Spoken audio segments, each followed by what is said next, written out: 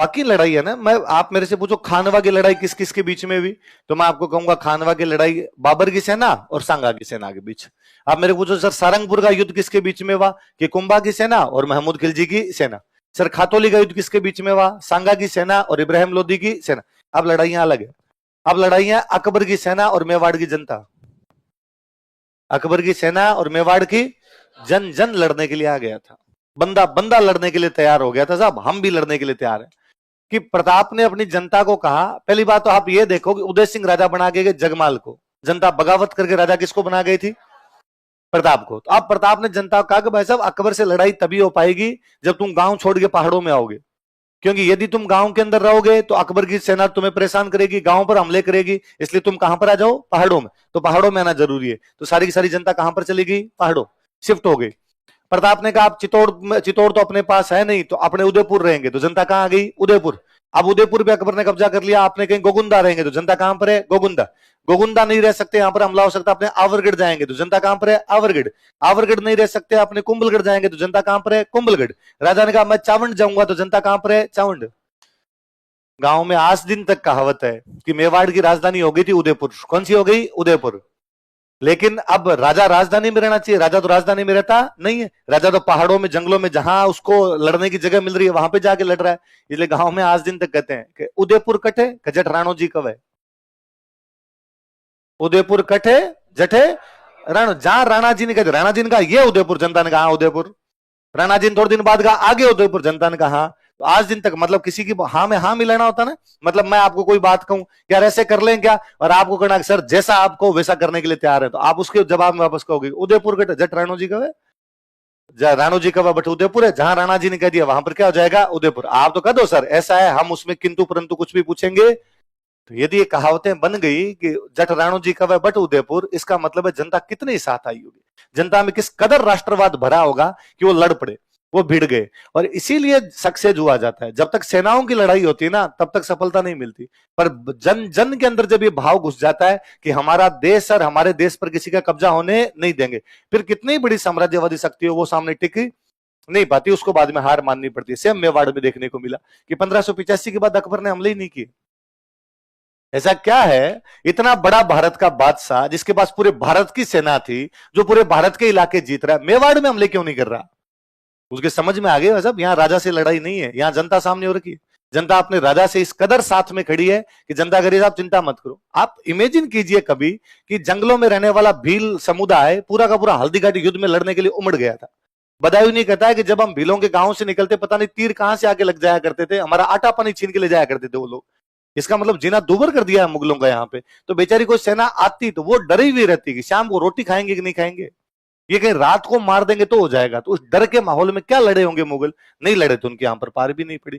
तो प्रताप ने या हल्दी घाटी की युद्ध ने मेवाड़ की जनता में कैसी भावनाएं भर दी थी, राष्ट्रवाद, कैसी भावनाएं भर दी। मैं और पुनः कहता हूं, हम 1947 से पहले हम सब अलग अलग देश के लोग थे। आप में से कोई भरतपुर का रहा होगा, देश थे अलग अलग।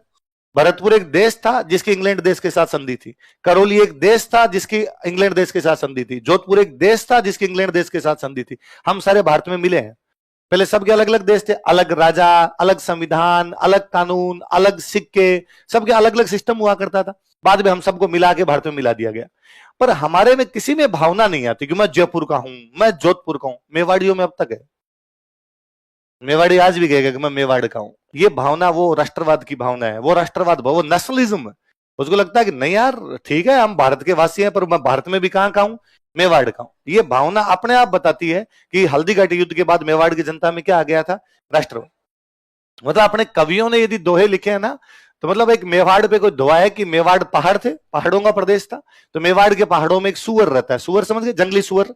जंगली सुअर बड़ा खतरनाक जानवर होता है, जो जंगली सुअर रहता है। पहले राजाओं के टाइम में सबसे अच्छा शिकार सुअर का शिकार माना जाता। तो एक राजकुमार है, उसने सुअरों का शिकार करने शुरू किए और उसने पहाड़ों के सारे सुअर मार दिए। फाइनली एक जोड़ा बचा है, सुअर और उसकी मादा। मादा को अपने यहां बोलते थे भूंडन। सुअर की जो पत्नी होती है उसको क्या बोलते हैं, भूंडन। तो एक सुअर बैठा रहेगा, उसकी भूंडन बैठी है, बाकी सब मर गए। एक दिन वो दोनों गुफा के अंदर बैठे हैं और बाहर घोड़ों की टप टप घोड़ों की टाप सुनाई दी। और भूंडन ने बाहर मुड़ के देखा तो उसने बाहर झांक के देखा, उसको लगा कि राजकुमार के घोड़े इधर उधर घूम रहे हैं। और उसने अपने पति से कहा कि निकल लेते हैं यहां से, सब मर गए, केवल हम दो बचे हैं। और इस राजकुमार को पता चला गुफा में, गुफा तोड़ के बाहर निकालेंगे और अपने को और मारेंगे। इससे अच्छा पिछले वाले रास्ते से, उधर फसलें खड़ी है मालवा की, मालवा में घुस जाते हैं। वो सुअर उस भुंडन को कहता, कवि का दुआ है कि भाई वहां का जानवर भी कितना वीरता से भरा रहा होगा, कितना राष्ट्रवाद रहा होगा उसमें। वो सुअर अपनी उस भुंडन से कहता है कि मगरो छोड़ू हूं नहीं। मगरा समझते हो? मगरा मतलब पहाड़। मगरा मतलब कि मगरो छोड़ू हूं नहीं, कि मैं मगरा छोड़ के नहीं जाऊंगा। भूंडन मत बिलमाए, हे भूंडन मुझे राजी करने की, डिस्ट्रैक्ट करने की, डराने की कोशिश मत कर, मैं ये मगरा छोड़ के कहीं भी जाऊंगा। सेला टकरा झेल स्यूं, सेल मतलब होता है भाला, मैं भालों की टकरें झेल लूंगा। भाई राजकुमार भाले मारेगा मेरे, भाल सेला टकरा झेल स्यूं, भालों की टकरें झेल लूंगा। भाजा वंश लजाए, मैं यदि भाग गया तो मेरा वंश लज्जित हो जाएगा कि मेवाड़ का सुअर होकर भाग गया था। एक कवि ने कहा कि एक सुअर में भी क्या है? वीरता है। एक सुअर में भी क्या है? राष्ट्रवाद है। मैं मेरी जगह छोड़ के नहीं जाऊंगा, मेरा देश है, मेरी गुफा, इसको छोड़कर मैं कहीं भी जाने वाला। मैं अभी थोड़े दिन पहले कहीं कोई रील्स में देख रहा था कि कोई मेवाड़ के कवि वो सुना रहे थे कि चित्तौड़ के पास में एक नदी बहती है, उदयपुर के पास में, उस नदी का नाम है बेड़च। क्या नाम है? बेड़च नदी जाके मिलती है बनास में। किसे मिलती है? बनास। बनास जाके मिलती है चंबल में, और चंबल जाके मिलती है यमुना। तो बेड़च किस में मिलती है जाके? बनास। बनास किस में मिलती है? चंबल। चंबल किस में मिलती है? यमुना। यमुना ये वृंदावन के इधर आपके मथुरा के रेंज के पास से होके आती है। मतलब यमुना वो नदी है इसमें भगवान कृष्ण खेले। भगवान कृष्ण का जहां पे वो जन्मभूमि, कर्म भूमि रही होगी, वो नदी कौन सी रही होगी? यमुना। तो यमुना एक इधर से यमुना में जाके बेड़च, बेड़च से बनास, बनास से चंबल का पानी उसमें जाके मिलता है। तो बेड़च का एक तिनका, तिनका समझते हो? घास का तिनका जो होता है, एक तिनका पानी के साथ साथ में बेड़च का तिनका यमुना में जाके मिल जाता है। तो यमुना के तिनके की और बेड़च के तिनके की बातचीत आपस में, कि वो यमुना का तिनका बेड़च के तिनके को कहता है कि मैं उस धरती से आया हूं जहां पे भगवान कृष्ण खेले हैं। जिस जिस धरती की मिट्टी में भगवान कृष्ण के पैर लगे थे, उस मिट्टी में उगा हूं। जो पानी कभी भगवान कृष्ण ने पिया होगा, वो पानी पिया है मैंने। तू कहां से आया जो इतना एटीट्यूड लेके घूम रहा है? तेरे में घमंड है? मैं घमंड करूं तो मेरे समझ में आए बात कि मैं भगवान कृष्ण की धरती का आया हूं। तो वो वापस कहता है कि मैं उस धरती से आया हूं जिसमें पानी नहीं है, खून पिया है जिस धरती ने, जिसमें केवल लड़ाइयां हुई है। मैं उस धरती से आया हूं जिसको चित्तौड़गढ़ कहते हैं। इसलिए मेरे में घमंड इस बात का है कि मैं मेवाड़ का तिनका हूं। वो भगवान कृष्ण वाले तनके को नीचे दिखाता है।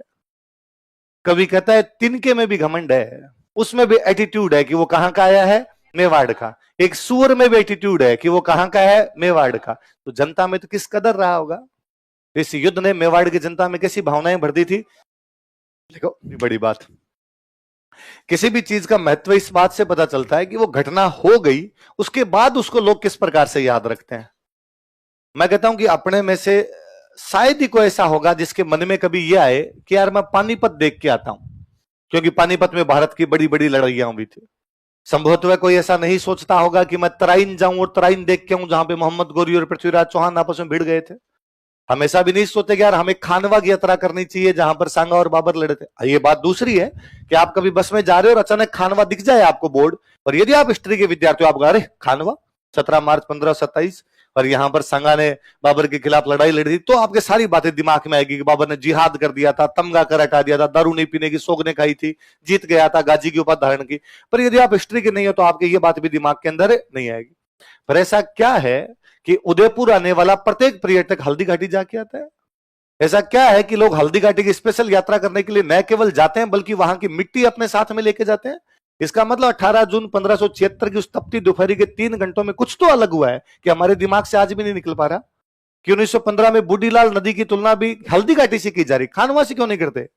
पानीपत से कर लेते। लड़ाई की तो तुलना करनी है, पर हल्दी घाटी अलग प्रकार की चीज है, वो राष्ट्रवाद की लड़ाई है। तो ये युद्ध आज भी राष्ट्रवादियों के लिए किसका काम करता है? प्रेरणा का काम करता है, मोटिवेशन देता है। ये सबसे बड़ी बात है इसके लिए। अमर सिंह कौन थे तो बताइए अपने को? महाराणा प्रताप के बेटे। 1597 में प्रताप की डेथ होती है। प्रताप की डेथ होने के बाद अगला राजा कौन बन जाता है? अमर सिंह। अकबर वापस हमले शुरू करता है। अकबर को लगा यार उदय सिंह ने मेरी अधीनता स्वीकार नहीं की, प्रताप ने मेरी अधीनता स्वीकार नहीं की, क्या पता कौन स्वीकार कर ले? अमर सिंह। इसका मतलब अकबर मेवाड़ के कौन कौन से राणाओं के खिलाफ लड़ा है?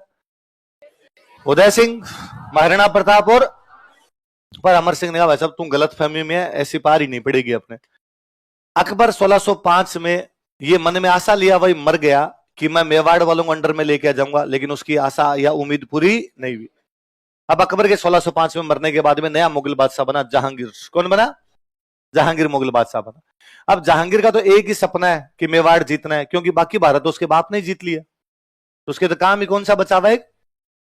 उसने अगले 10 साल तक अपने तमाम सेनापति मेवाड़ के अंदर उतार दिए, पूरी की पूरी सेना मुगलों की तरफ मेवाड़ में उतार दी, पर मेवाड़ झुकने का नाम नहीं ले। मेवाड़ पुष्पा बना हुआ है एकदम पूरा, ये झुकेगा नहीं है। 1615 के आसपास में जहांगीर खुद अजमेर आता है। कहां पर आता है? अजमेर। और अपने सबसे ताकतवर बेटे को इधर भेजता है, खुर्रम। किसको भेजता है? जो आगे चलकर जिसका नाम हुआ था शाहजहां। क्या नाम हुआ था? वो खुर्रम को कहता है बेटे खुर्रम जाओ और जाके तुम मेवाड़ वालों को देखो यार क्या चल रहा है उधर, सीन क्या चल रहा है। खुर्रम ने कहा ठीक है। खुर्रम अजमेर से मेवाड़ गया। मेवाड़ जाके उसने अब तक के जो भी सेनापति भले हार गए जीत गए जो भी थे उनकी मीटिंग ली। अरे क्या कारण है कि आप मेवाड़ में आते हो लेकिन अमर सिंह को नहीं पकड़ पाते, या अमर सिंह को इस कदर विवश नहीं कर पाते, मजबूर नहीं कर पाते कि वो संधि कर ले, या उसको घेर नहीं पाते, या उसको हरा नहीं पाते? ऐसा क्या रीजन है अपने पास कि मेवाड़ अब भी अपने सामने झुकने के लिए तैयार नहीं है? क्या तुम कभी अमर सिंह को पकड़ने के नजदीक पहुंचे? क्या कभी ऐसा हुआ कि तुम अमर सिंह को पकड़ने के लिए गए, अमर सिंह हाथों हाथी कोई निकल गया हो?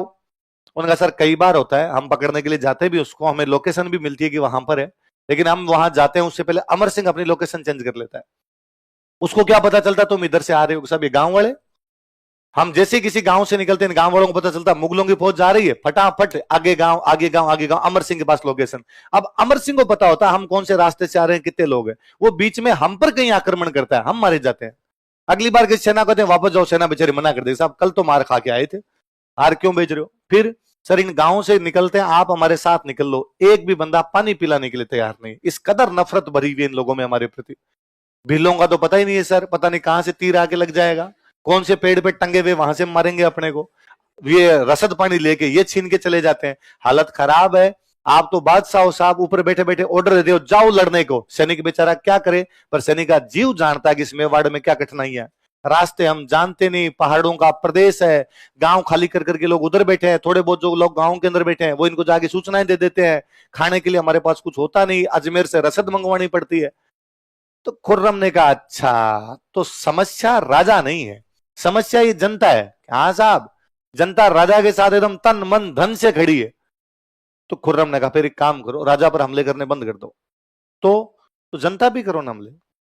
तो जनता पे क्या किया जाए? तो एक गांव में घुसो, सारे पुरुषों को बाहर निकाल के गोलियां मार दो, सारी महिलाओं को दिल्ली ले जाके बेच दो, बच्चों को दिल्ली ले जाके बेच दो, जितने कोई रैप करके फेंकी जाए, बलात्कार करके फेंकी जाए, फेंक दी जाए। 3-4 गांव के अंदर मुगलों ने ये किया, जनता त्राहिमाम त्राहिमाम कर गई। जनता सेना का मुकाबला कैसे करे? जनता बता सकती है, सहायता पहुंचा सकती है, लड़ थोड़ी ना सकती है। और वो पूरी सेना आ जाए आपके गांव के अंदर तब तो लड़ने का मतलब ही क्या निकलता है? अब जनता भाग के अमर सिंह के बेटे के पास गई। अमर सिंह के बेटे का नाम था कर्ण सिंह। क्या नाम था? और कर्ण सिंह को जाके कहा, राजा का जो सबसे बड़ा बेटा होता उसको बोलते युवराज, क्या बोलते?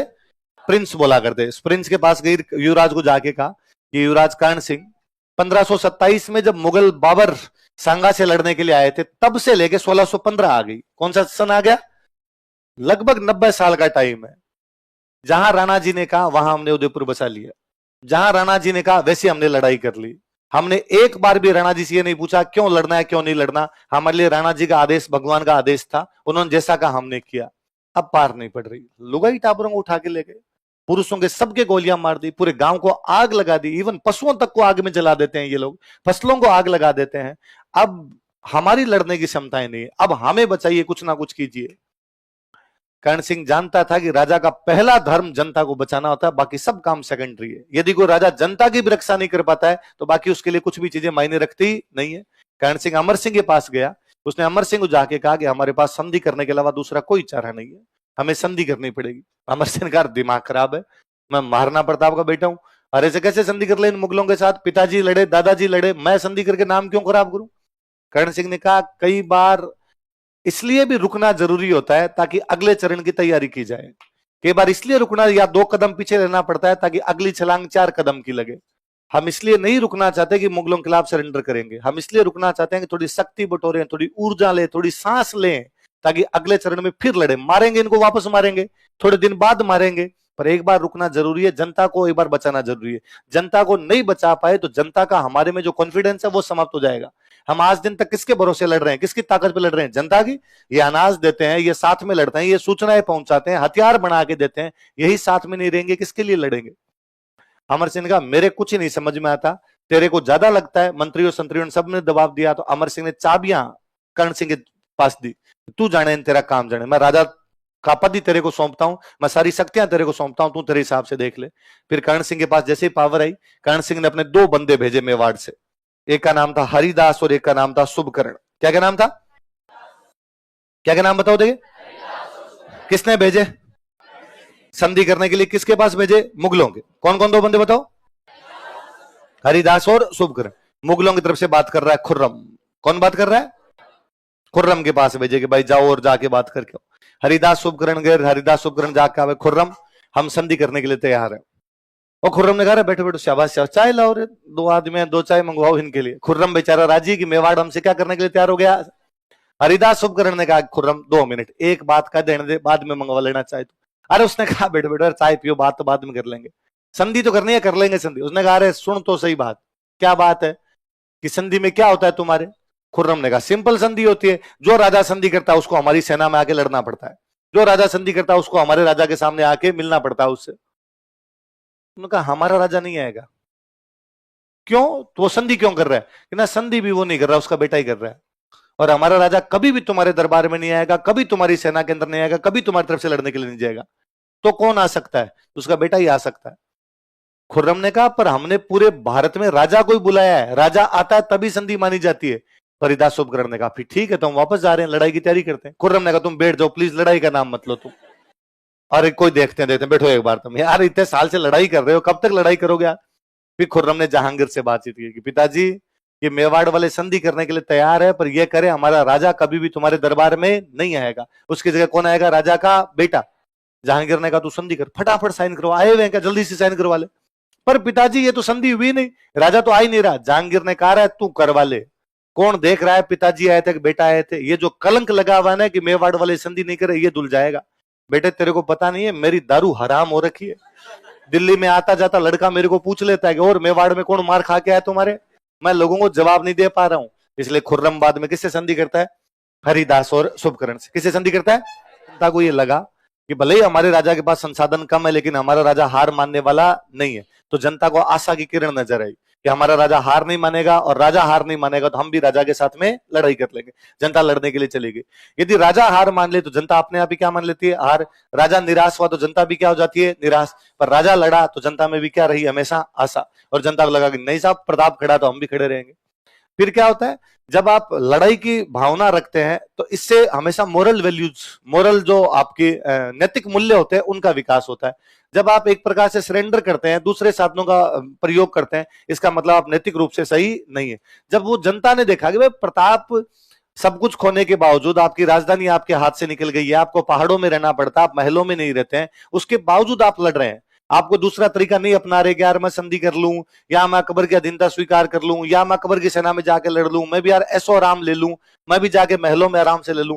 प्रताप लड़ रहे हैं तो अपने को भी इसी प्रकार हर स्थिति के अंदर लड़ने के लिए तैयार रहना चाहिए। मोरल वैल्यू यही तो है। हम गलत साधनों का प्रयोग नहीं करेंगे, हम हमारे कर्तव्य का पालन करेंगे।